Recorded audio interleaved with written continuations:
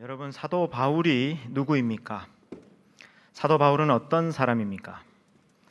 사도 바울은 예수님 이후에 온 세계에 복음을 전파했던 선교사였고, 에베소 교회, 갈라디아 교회, 데살로니가 교회, 고린도 교회 등 많은 교회를 개척하고 섬겼던 목회자였고, 또 구약과 신약이 어떻게 이어지는지, 율법과 복음이 어떻게 다른지를 정리하면서 신약 성경의 절반 가까이를 기록한 신학자요, 또 성경 교사였습니다.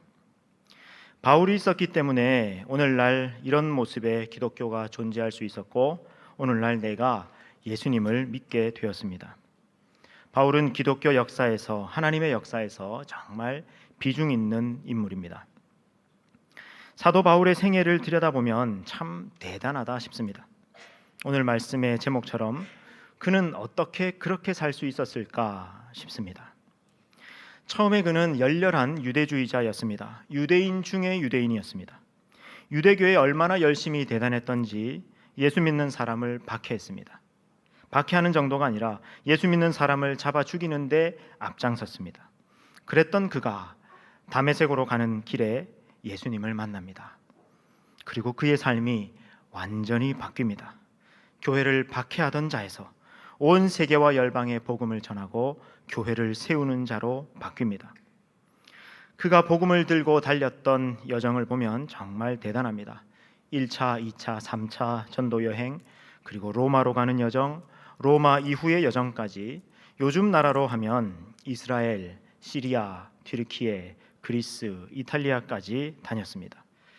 그가 복음을 들고 달렸던 여정을 잠깐 화면을 통해서 보시겠습니다.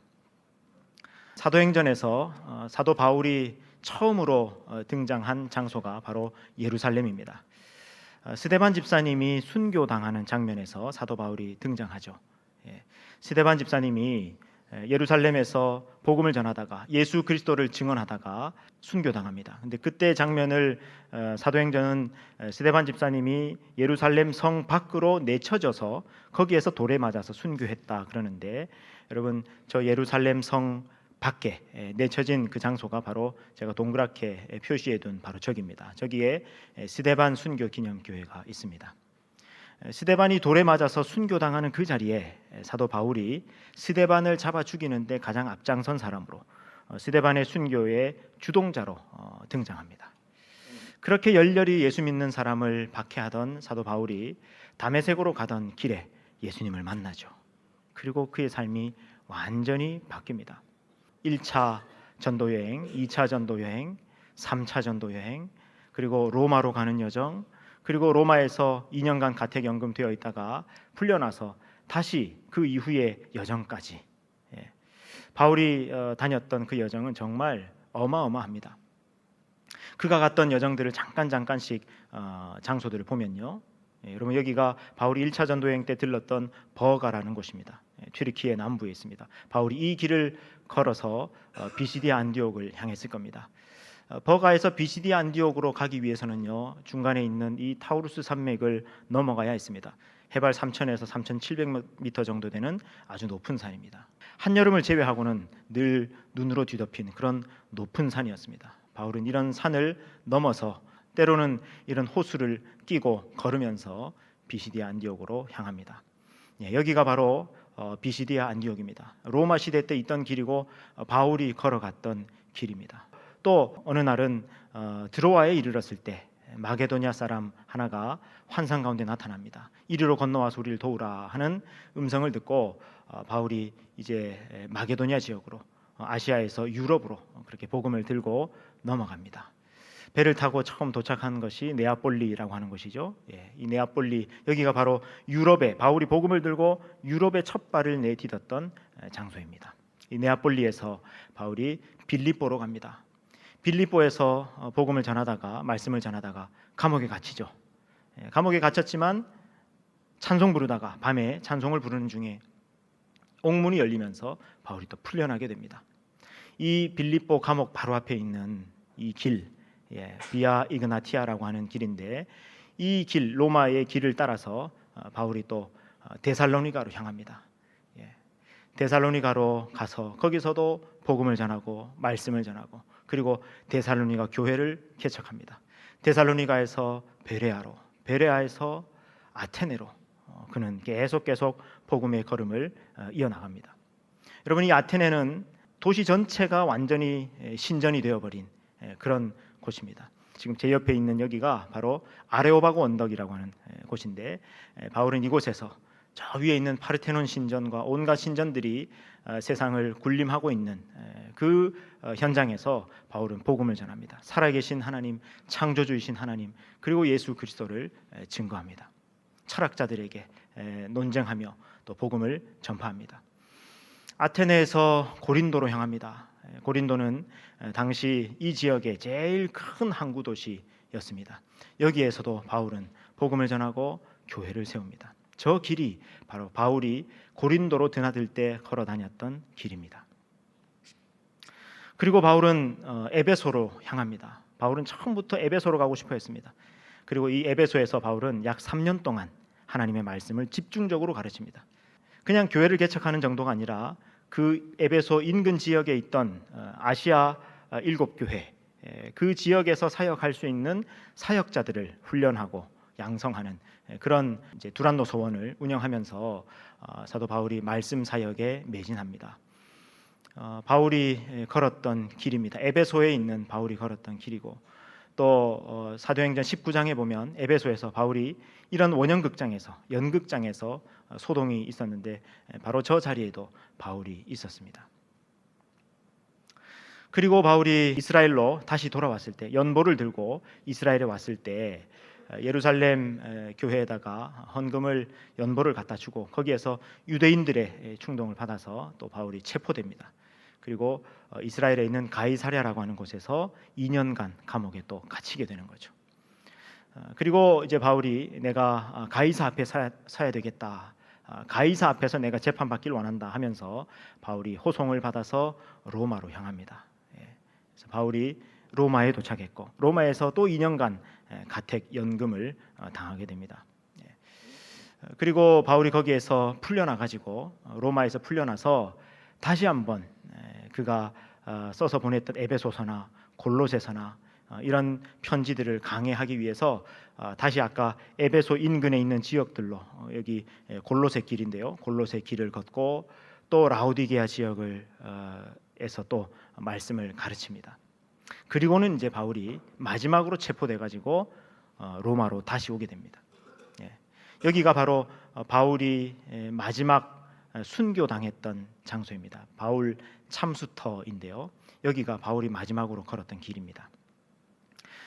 저 왼쪽에 바울 참수터로 가는 길이 있고요, 오른편에 계단이 있죠. 계단이 많은 교회가 있는데 이 교회가 천국의 계단 교회라는 교회입니다. 이 교회 지하에 가면 바울이 마지막에 갇혀 있었던 감옥이 있습니다. 근데 여러분, 요 감옥 안쪽에 보면 저 끝에 창문이 나 있는 게 보이죠. 그래서 저 창문을 가까이서 보면 이제 이렇게 생겼는데, 이 창문을 통해서 보이는 것은 뭐만 보이느냐? 이게 밖에서 본 모습인데요, 창문을 통해서 보면은 바울이 사형장으로 가는 길만 보입니다.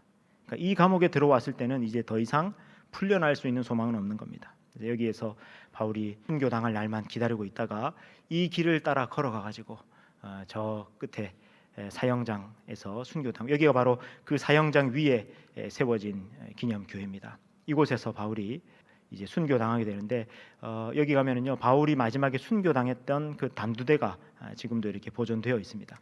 그래서 가까이서 들어가서 보면 이렇게 생겼는데, 여기에 바울이 이렇게 머리를 갖다 대고 목이 잘려서 바울이 순교하게 됩니다.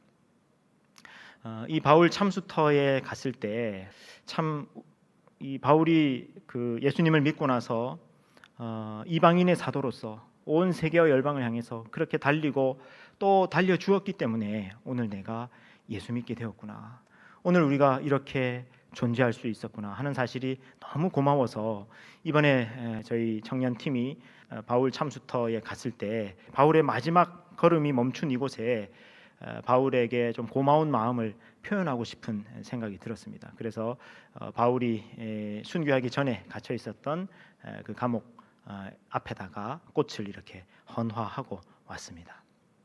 자, 여러분, 지금 우리가 아주 잠깐 바울이 다녔던 그 여정, 1차, 2차, 3차 로마로 가는 여정, 그 다음에 로마 이후에 다시 풀려났다가 다시 또 로마에 체포돼가지고 순교당하는 여정까지 사도행전 전체에 있는 이 여정들을 우리가 짧게 보았습니다. 바울이 걸어 다녔던 거리가 약 2만 킬로 정도 된다고 합니다. 여러분 2만 킬로면은요 지구 반바퀴예요. 지구 한 바퀴가 4만 킬로거든요. 그러니까 지구 반바퀴를 걸어 다닌 겁니다. 근데 이거는 1차, 2차, 3차 이 공식 전도 여행만 계산한 것이지 그 공식 전도 여행 이전에 또 그 이후에까지 다 합치면요 훨씬 더 길었을 겁니다. 아마 좋게 지구 한 바퀴는 되지 않았을까 싶습니다. 요즘처럼 자동차가 있는 것도 아니고 또 비행기가 있는 것도 아니고 대부분 걷고 나귀를 타고 배를 타고 가는 것이 전부였을 텐데 바울은 그 먼 거리를 다니며 복음을 전했습니다. 요즘처럼 국경이 있다든지 뭐 여권이 있다든지 뭐 치안이 이렇게 있다든지 한 시대도 아니었습니다. 가다가 강도 만나면요 언제 목숨을 잃어버려도 이상하지 않은 그런 시대였습니다. 그래서 실제로 바울이 전도 여행을 하다가 강도도 만나고 또 배가 파선해서 바다에 빠지기도 하고 온갖 위험을 다 당했습니다. 그가 여행 중 겪었던 이 고생담을 기록한 것이 고린도후서 11장에 나오는데요. 잠깐 화면을 통해서 한번 보시겠습니다. 고린도후서 11장 말씀인데 23절에 내가 수고를 넘치도록 하고 옥에 갇히기도 더 많이 하고, 여러분 실제로 바울이 감옥에 여러 번 갇히죠. 빌립보 감옥에도 갇히고 가이사랴에도 갇히고 로마에도 갇히고 감옥에 많이 갇힙니다. 그리고 매도 수없이 맞고 여러 번 죽을 뻔했습니다.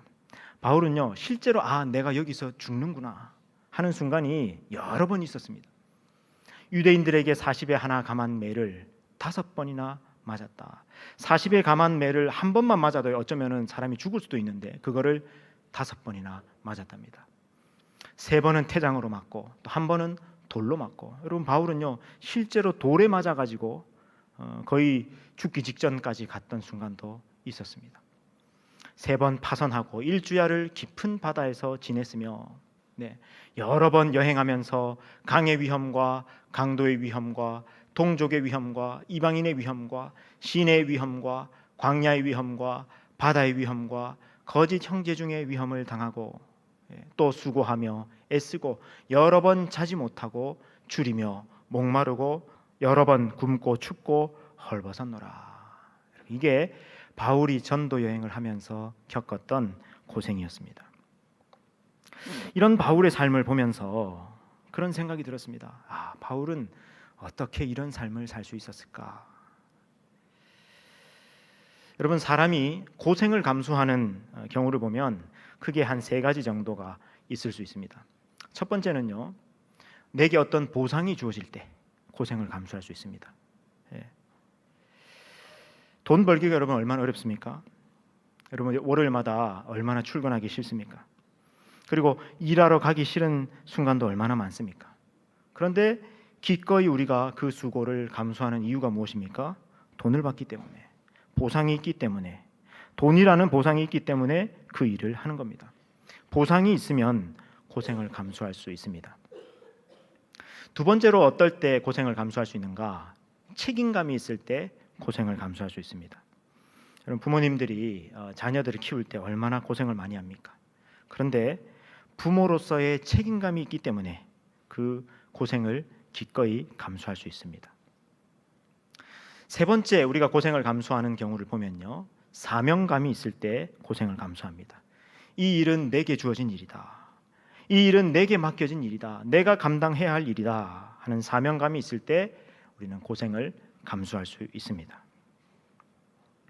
바울이 그렇게 고생을 감수한 데는 물론 보상도 있었을 것이고 또 맡겨진 일, 주어진 일에 대한 책임감도 있었을 것이고 사명감도 있었을 것입니다.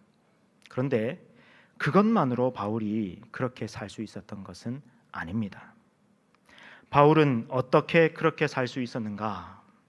그는 하나님의 사랑을 받았기 때문에, 그리고 하나님을 사랑했기 때문에 그런 삶을 살 수 있었습니다. 보상보다, 책임감보다, 사명감보다 더 큰 주님의 사랑이 있었기 때문에 그는 그렇게 살 수 있었습니다. 그걸 어떻게 할 수 있느냐? 그 목사님 생각 아닌가요?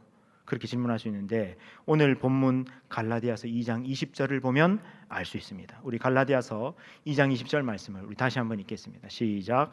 내가 그리스도와 함께 십자가에 못 박혔나니 그런즉 이제는 내가 사는 것이 아니요 오직 내 안에 그리스도께서 사시는 것이라.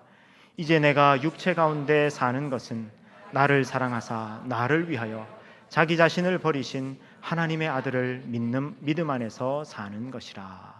아멘. 바울이 지금 예수님을 뭐라고 고백하느냐? 나를 사랑하사 나를 위하여 자기 자신을 버리신 하나님의 아들, 이렇게 예수님을 표현합니다. 근데 뭐 그거 가지고 바울이 예수님을 그렇게 많이 사랑했다고 볼 수 있습니까? 우리도 흔히 예수님은 그런 분이라고, 우리를 사랑하시는 분이라고 흔히 그렇게 뭐 얘기할 수 있지 않습니까? 그렇게 질문할 수 있는데 여러분 그렇지 않습니다. 왜냐하면 여러분 이 표현이 갈라디아서에 나왔다는 것 때문입니다. 여러분 갈라디아서라는 책은 어떤 책이냐? 갈라디아서는요 신약 성경에서 가장 논쟁적이다 못해 격정적이고 격정적이다 못해 살벌하기까지 한 책입니다. 왜냐하면 갈라디아서는요 갈라디아 교회에 들어온 변질된 복음에 대해서 싸우는 책입니다. 그래서 읽다 보면요 와 바울이 이런 표현까지 하나 싶을 정도로 매우 논쟁적으로 강하게 표현을 쓴 책이 바로 갈라디아서입니다. 그리고 여러분 바울이 평소에 어떤 사람입니까? 바울은요 정말 이성적인 사람, 논리적인 사람, 그리고 학문적인 사람입니다. 여러분 바울이 그의 서신서나 혹은 사도행전에서 이렇게 설교할 때 한번 보십시오. 바울은 얼마나 논리적이고 이성적이고 학문적인 사람이었는지 알 수 있습니다. 그의 지식을 한번 보십시오. 그런 바울이 그런 갈라디아서에서 지금 주님을 뭐라고 표현합니까? 예수님은 나를 사랑하사 나를 위하여 자기 자신을 버리신 하나님의 아들이라고 표현합니다. 우리를 사랑하사 인류를 사랑하사 그렇게 하지 않았습니다. 나를 사랑하사 이렇게 말합니다. 인류를 위하여 우리를 위하여 우리의 죄를 대속하기 위하여 자신을 버리신 이렇게 말하지 않습니다. 나를 위하여 자기 자신을 버리신 하나님의 아들이라고 말합니다. 그렇게 논리적인 사람이 그렇게 논쟁적인 책에서조차 우리 주님은 나를 사랑하사 나를 위하여 자기 자신을 버리신 분이시다라고 고백하고 있는 것입니다.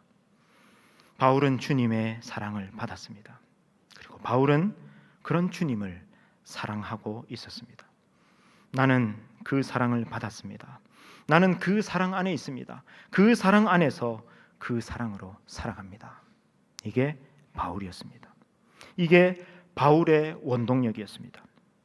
이방인의 사도로 부름받은 소명도 사명도 그의 원동력이긴 했지만 그 이전에 더욱 원초적인 그리고 근본적인 원동력은 하나님의 사랑이었습니다. 그는 하나님을 사랑했기 때문에 그렇게 살 수 있었습니다. 로마서 1장 1절을 보십시오. 같이 읽겠습니다. 시작. 예수 그리스도의 종 바울은 사도로 부르심을 받아 하나님의 복음을 위하여 택정함을 입었으니. 아멘. 여러분 보십시오. 사도로 부르심을 받아 이거는 소명이거든요. 하나님의 복음을 위하여 이거는 사명이거든요. 근데 그 사명과 소명 이전에 맨 처음에 자기 자신을 뭐라고 얘기합니까? 예수 그리스도의 종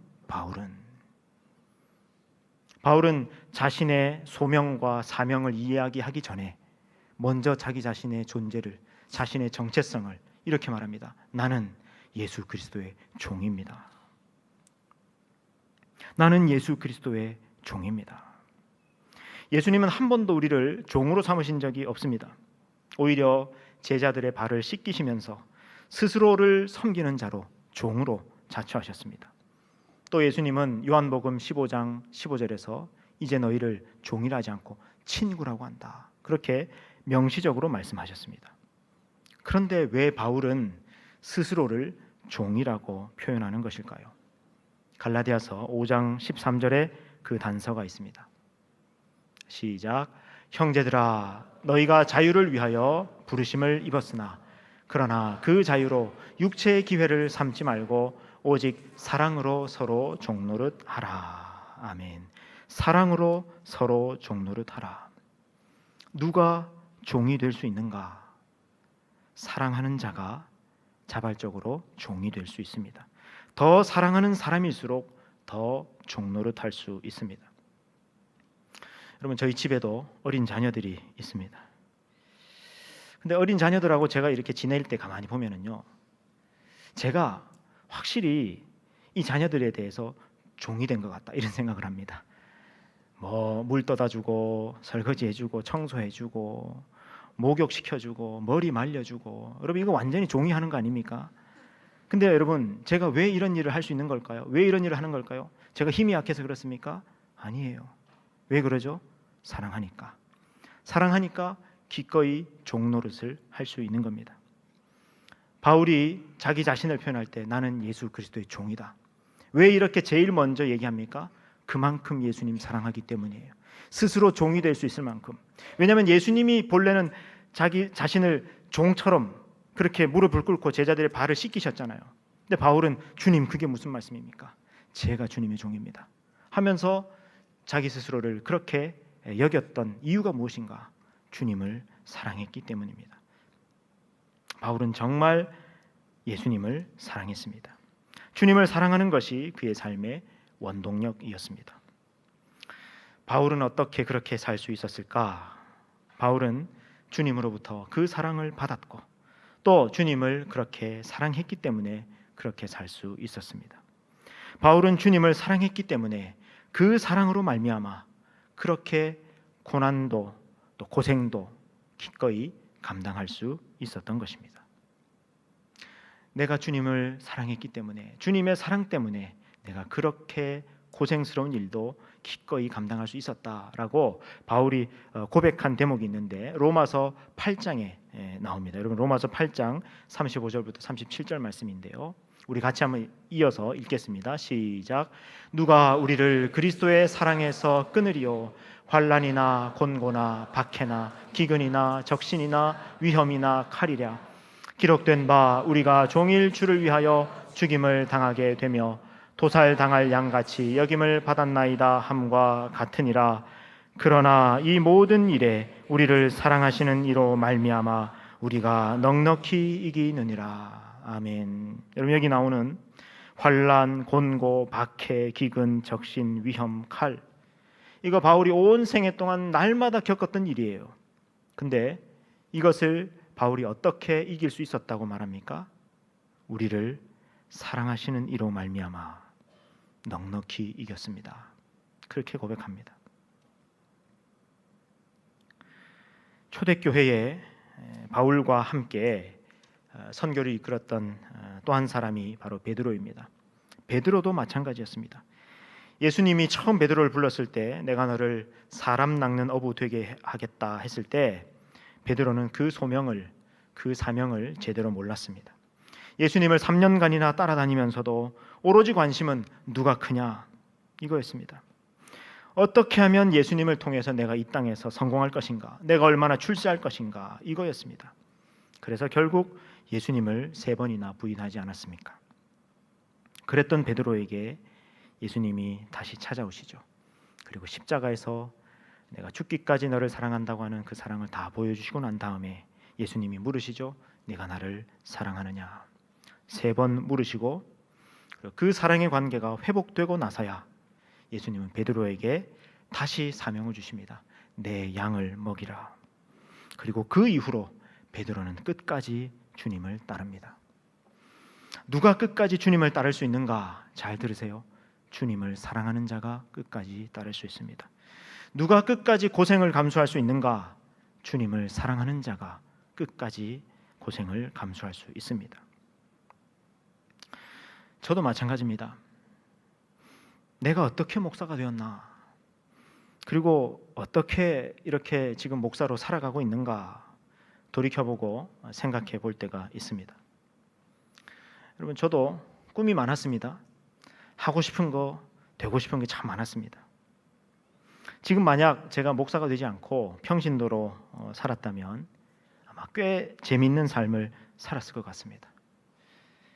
목사가 아니었으면 세속적으로 재밌게 살아서 이게 아니라 하나님의 영광을 위해서 평신도로서 나름 정말 재밌게 또 멋지게 살았을 것 같습니다. 그렇지 않습니까?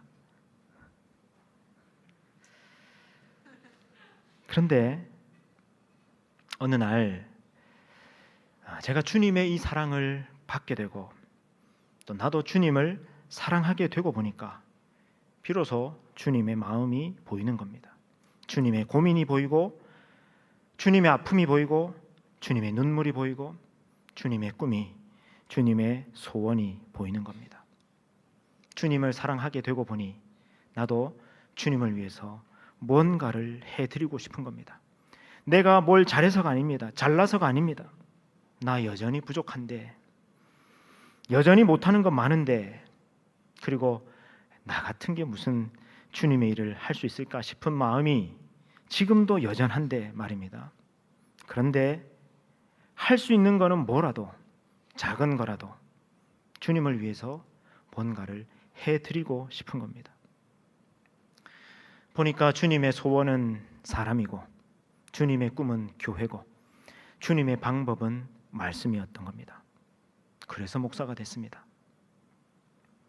목사가 돼서 말씀을 배우고 가르치는 일, 교회를 섬기는 일을 제 평생의 사명으로 여기며 살아가고 있습니다. 그 출발이 뭔가, 그 원동력이 뭔가 곰곰이 돌이켜보니 주님의 사랑을 받았고 저도 주님을 사랑하게 되었던 것, 바로 주님의 사랑 때문이었습니다. 하나님의 은혜 때문이었습니다. 바울이 고린도전서라는 편지를 쓰면서 그 편지의 맨 마지막에 이렇게 당부합니다. 고린도전서 16장 14절 말씀인데요. 세 번역으로 우리 함께 보시겠습니다. 이렇게 말합니다. 모든 일을 사랑으로 하십시오. 모든 일을 사랑으로 하십시오. 여러분 아시는 것처럼 고린도 교회는 얼마나 문제가 많았습니까? 사람들이 전부 은사 가지고 경쟁하고요, 파당이 있고요, 막 폐륜도 있고 온갖 문제들이 많았습니다. 근데 바울이 그러죠. 너희가 산을 옮길 만한 믿음이 있다 한들 사랑이 없으면 그게 무슨 의미가 있냐? 아무것도 아니다. 자기 온몸을 불사르게 내어주고 구제할지라도, 대단한 사역을 할지라도 사랑이 없으면 그거 아무것도 아니야. 천사의 말을 하고 세상 모든 비밀과 지식을 다 알아도 사랑이 없으면 그것은 교만의 죄밖에 아무것도 아니야. 뭐가 제일 중요하다는 겁니까? 사랑이 제일 중요하다. 모든 일을 사랑으로 하라. 그렇게 바울이 권면하고 있습니다. 여러분, 주님의 말씀으로 저도 권면합니다. 모든 일을 사랑으로 하십시오. 우리의 인생, 우리의 예배, 우리의 사역, 우리의 모임, 교육, 훈련, 선교, 우리의 모든 것의 동기가, 동력이 주님을 향한 사랑이 되기를 우리 주님의 이름으로 축원합니다. 먼저는 여러분, 주님의 사랑을 충분히 받으십시오. 말씀을 통해서, 성경 공부를 통해서, 예배를 통해서 하나님이 여러분을 얼마나 사랑하시는지를 깨닫고 그 사랑을 받으십시오. 하나님이 여러분을 사랑하셔서 무슨 일을 행하셨고 지금도 무슨 일을 행하고 계신지를 보십시오. 그리고 그 사랑을 받으세요. 충분히 받으십시오. 그 사랑을 받으면 어떻게 되는 줄 아십니까? 우리도 점점 주님을 사랑하게 됩니다. 여러분, 주님을 사랑하게 되면 예배 안 드리겠습니까? 헌신하지 않겠습니까? 사역하지 않겠습니까? 성경 공부하지 않겠습니까? 주님을 닮아가지 않겠습니까? 거룩해지지 않겠습니까? 영광스러운 인생을 살지 않겠습니까? 주님을 사랑하면 그렇게 됩니다. 주님을 사랑하면 그렇게 살 수 있습니다. 어떻게 그렇게 살 수 있었습니까? 바울뿐만이 아니었습니다. 바울 이후에도 복음을 위하여, 하나님의 나라를 위하여, 주님의 몸된 교회를 위하여 기꺼이 삶을 드렸던 사람들 많았습니다. 그들은 어떻게 그렇게 살 수 있었습니까? 주님을 사랑했기 때문에 그렇게 살 수 있었습니다. 바울처럼 여러분도 주님을 사랑하게 되시기를 우리 주님의 이름으로 축원합니다. 그래서 바울처럼 그렇게 영광스러운 삶을, 표대를 향하여 달리고 또 달리는 삶을 살아가실 수 있기를 우리 주님의 이름으로 축원합니다.